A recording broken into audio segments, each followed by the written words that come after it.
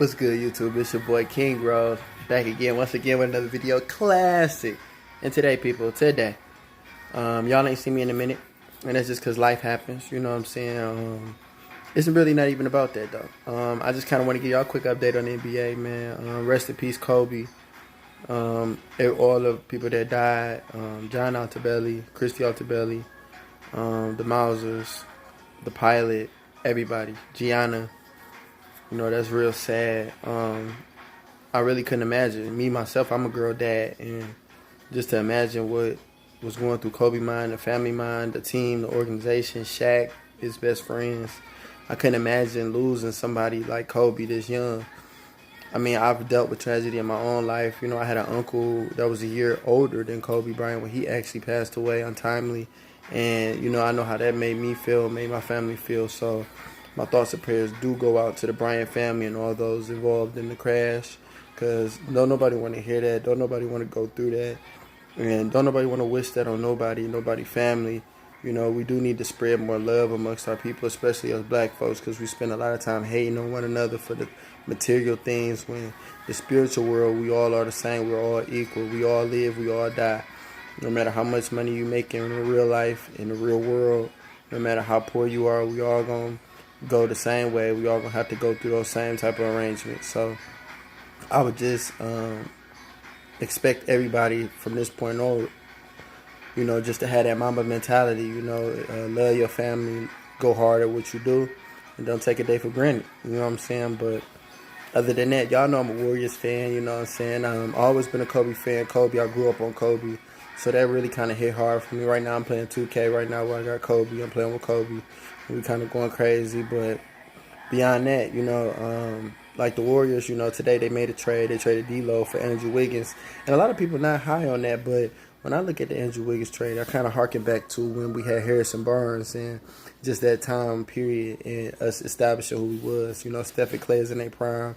Wiggins is to be, hopefully, to kind of exceed into his prime. I ain't gonna lie to you, know, I kind of had a lot of negative words against Cat Wiggins, and I still don't like Cat nor Wiggins, but Wiggins on the Warriors can change my mindset about him, because, you know, he could be a better version than Harrison Barnes. Like, you ask yourself right now, would you rather have Harrison Barnes or Andrew Wiggins? They probably doing about the same thing, but we won the championship with with Harrison Barnes.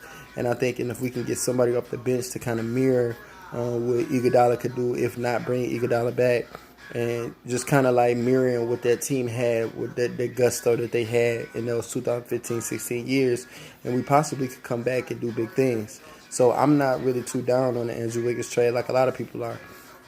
A lot of y'all might know I am from Detroit, and they traded Andre Drummond today. A lot of people in the city are mad about 7 Mile Dre being traded. You know, we having to take those busts off of them because they sent him to Cleveland for John Henson, Brandon Knight, and I think a pick, I believe. They're just a tribute to what I've been saying forever. You know, Drummond got to go. Drummond wants to be a rapper. You know, he don't want to be a hooper. When I go out there and watch Drummond, y'all see the numbers, people outside who don't actually get to go to the arena. Y'all see the numbers, 20 games or 30 games or whatever, and think like, oh my God, Andre Drummond is a monster, when in reality he's a lazy fucking bum. All he does is rebound the goddamn ball. He has no offensive game whatsoever. He's damn near on the Greg Monroe, Jahlil Okafor level. He's just a better rebounder. And, you know, although it is kind of like devastating, I wish Reggie Jackson was involved in that trade as well. But I'm not going to say too much about that. You know, as the Pistons, we kind of are in a limbo. Like, if I would say, like, all right, let's start over and rebuild the team again, I would say just keep drumming. But I feel like Reggie Jackson need to go. You know, Reggie Jackson is a player that y'all kind of gave the keys to a long time ago. I don't even remember ever seeing Reggie Jackson play for us for real. So if I had to choose, it'd be Reggie Jackson that got traded, but not Drummond. But I'm not mad either way, because Drummond had to go. Like, his time kind of just was up. You look at any player that you draft and say, okay, this is your franchise. If you can't even get us to the playoffs, dog, we got to the playoffs because of Blake. So if you can't even get us to the playoffs, bro, you're not it, okay? And that's just how I personally feel about your boy Drummond. Detroit fans, we probably mad about that, but that's just how I feel. Now to go back to the Clippers made a lot of good moves. They got Marcus Morris for the New York Knicks, and they also got Marcus Morris and Isaiah Thomas from the Wizards. I think those are great pickups that let you know the Clippers is for real. They did need a big man, so I guess, Marcus Morris and more shooting, I guess that's what they really think the emphasis is, and not more so rim protector, but whatever. And then, like, when I just want to talk about, like, pretty much sorry about that, that's my Bluetooth in the back. But to actually, like, just harken on the free agency that just went past while I got a minute. Paul George and Kawhi Leonard going to the Clippers. I thought that was a phenomenal move. It's really like a low-key blockbuster city lights, camera action defining moment for the Clippers. What the Clippers do need to do is the Clippers probably need to think about actually getting their own arena. Like, I feel like if they not out there to go get their own arena, then they pretty much on some bullshit. That's what I think the Clippers need to focus on. Like, I like those new jerseys. They got the all English Los Angeles Clippers. Those are sweet. They need to change the color, switch the arena, and the Clippers can be taken actually they can actually be taken, like, with some respect. You actually respect that team and what they doing. Other than that, like Chris Paul going to OKC, I thought that was kind of like a fucked up move for his career, but he actually over there giving life to Schroeder and Shai Gilgeous-Alexander. I think he played with Shai before though, so I think he's just good for the young Bulls. I think he doing a phenomenal job. Chris Paul, I'm putting some respect on your name, bruh, because I didn't really think that you was gonna give us what you giving us. You know what I'm saying? Russell and James, I kind of like that, but I kind of think like, nah, Houston is panicking. They made a move and got rid of Capella today, and I like PJ Tucker, for the shoes and shit like that, but starting center, y'all need a big man. How y'all gonna play LeBron and AD if y'all don't have necessarily no perimeter? No rim protection. Like, y'all playing against AD, JaVale, Dwight, and LeBron, and you telling me y'all is okay with not having no rim protector? That's the dumbest shit I ever heard. They not beating Utah. Denver, Utah, they doing phenomenal this year. Michael Porter Jr. is playing. Zion is playing. Zion is a monster. My new favorite player, I'm not going to lie, Ja Morant. Ja Morant as a rookie is phenomenal. I love him. Really, I think he's my new favorite player going further. Like, I think outside of Curry, like, Ja Morant is that guy for me.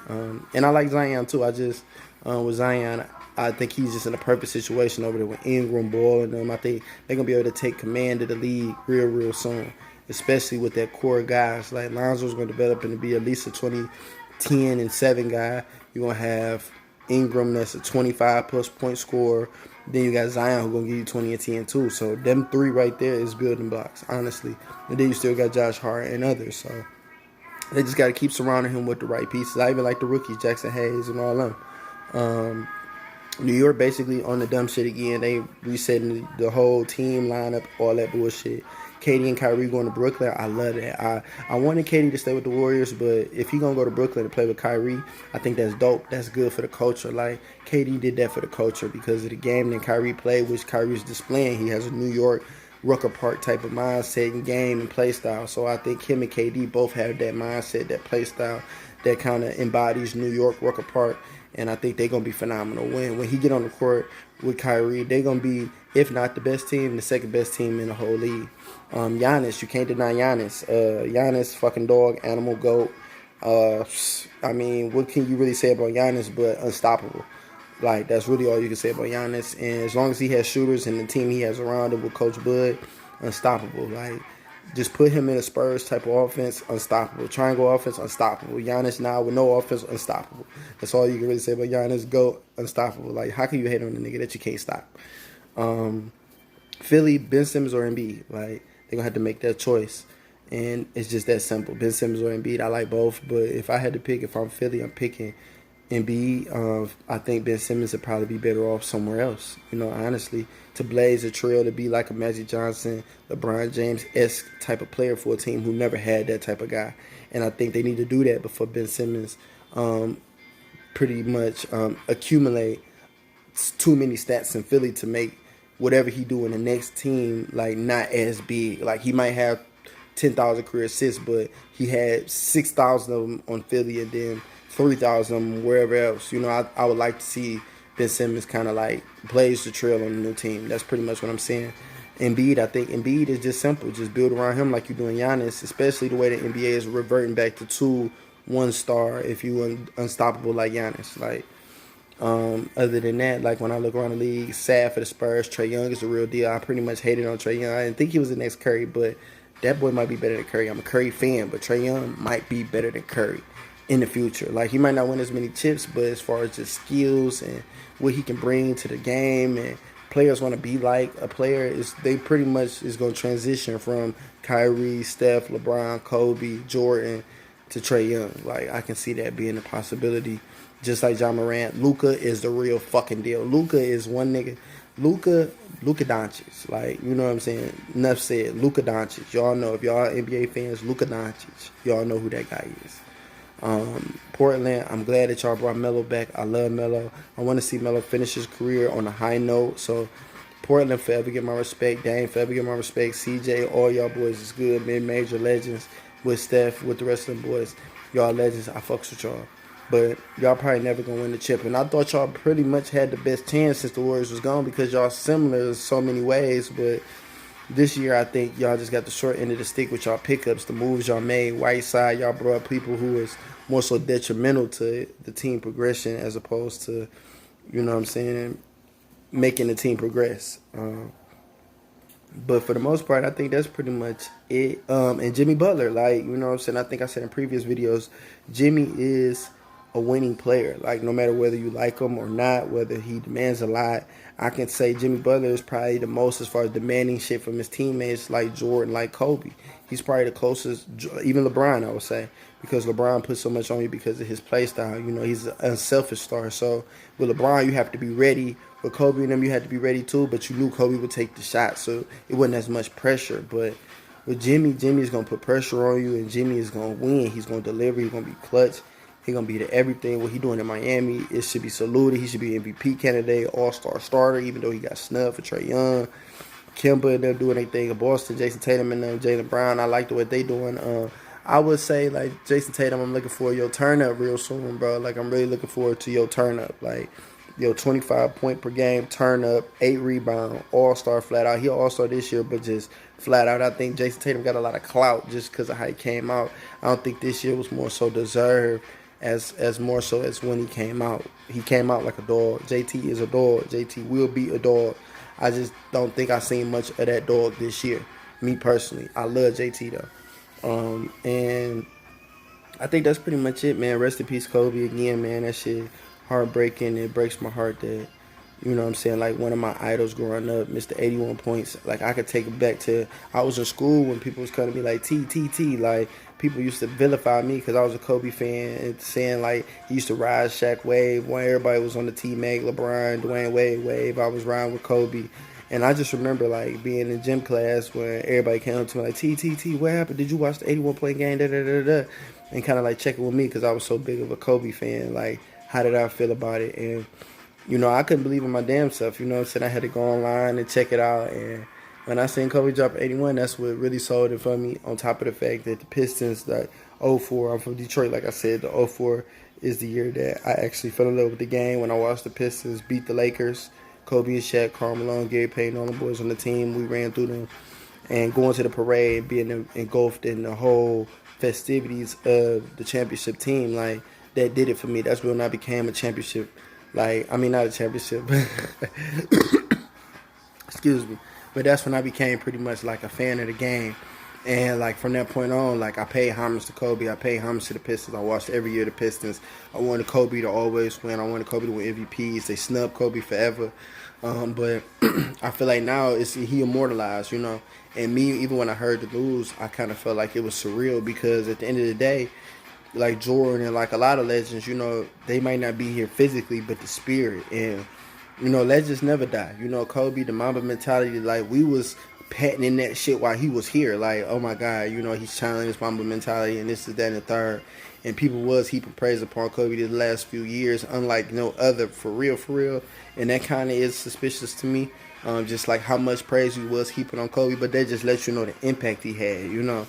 Like, I don't want to hearken and I don't want to make this no conspiracy video or nothing like that, but it's just kind of odd to me, like, the love that we was showing Kobe, like, after retirement, like, out of all the great players who retired recently, Dwayne Wade, everybody, like, we was really giving Kobe roses, and, you know, I kind of feeling like maybe what that was for this ultimate moment, like, him dying knowing, like, everybody respected me. Everybody wanted some of what I had. So I just don't want to do too much, you know. Like I say, this is a 15-minute video, 15-plus-minute video, and I just kind of want to give y'all this because it has been almost a year that I have not posted anything on YouTube, and it's really just because my life has changed. You know, y'all seen me going through a period of time where I was jobless. I was working at Kroger.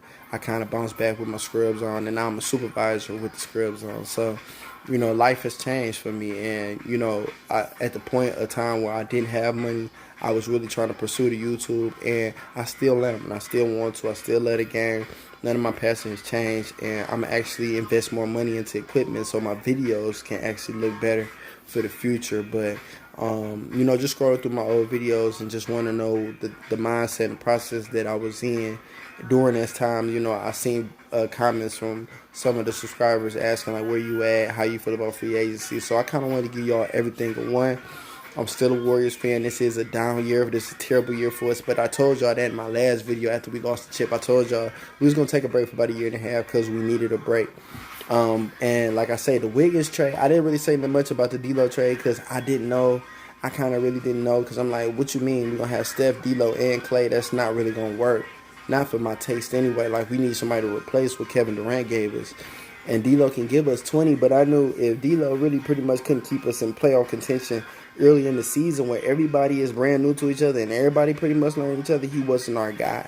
And honestly, I feel like Wiggins is like Harrison Barnes point a little bit with a little bit more juice. You know, I would give Wiggins a little bit more juice to Harrison Barnes. I think Wiggins can give us a solid 17 to 20 with Stephen Clay out there. So with Draymond, I think we're going to harken back to the 15-16 Warriors, and I'm still on the team. I'm still rocking with the Warriors. Stop playing with me. The Pistons are still trash. We just got rid of Drummond, so I love that D Rose is over there, though. I feel like the Pistons, if anything, we need to keep D Rose. Let D Rose retire a Piston. Fuck it. Blake, D Rose, Kennard, and kind of fill in the blanks around. Try to let us at least get in the playoffs a few more times with Blake and D Rose so they can taste it and still feel competitive, but we can put those jerseys in the Raptors, man. I don't mind putting a 25 and a 32 in the Raptors from the Pistons, Blake Griffin, and Derrick Rose. At least we got a reason to go down there. You know what I'm saying? Because Drummond wasn't it. I'm telling y'all from seeing him up close, he wasn't it. But that's it, y'all. Like I say, rest in peace, Kobe. I got my Mamba mentality. Nothing can stop me.